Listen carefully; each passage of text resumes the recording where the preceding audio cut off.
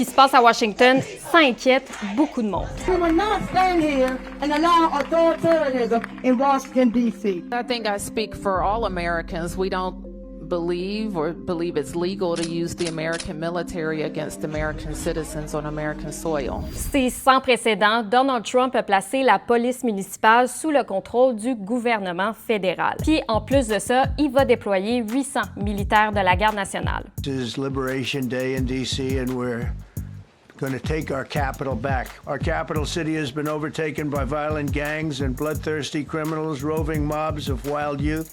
Le président prétend en gros que c'est l'anarchie et qu'il faut prendre des mesures draconiennes pour que ça change. Mais il y a des experts, des politiciens et des citoyens qui, eux, sonnent l'alarme et l'accusent d'orchestrer une crise pour prendre le contrôle de la ville. This is about the president playing king. Si on regarde les statistiques, les crimes violents sont en baisse dans la capitale. Selon le service de police, ils ont atteint leur niveau le plus bas en 30 ans en 2024 et ils ont continué à diminuer du quart dans les 7 premiers mois de 2025. Le Council on Criminal Justice, un groupe de réflexion sur la justice, confirme une forte diminution des violences depuis l'été 2023, alors qu'il y avait eu une hausse à la sortie de la pandémie. On a observé ce genre de tendance-là dans d'autres grandes villes américaines. Même si l'organisation nuance, le niveau de violence à Washington reste plus élevé que la moyenne d'une trentaine de grandes villes aux États-Unis. We have clearly a family, and that's been one of the factors of us potentially wanting to move out of the city eventually. I know that it has gone down,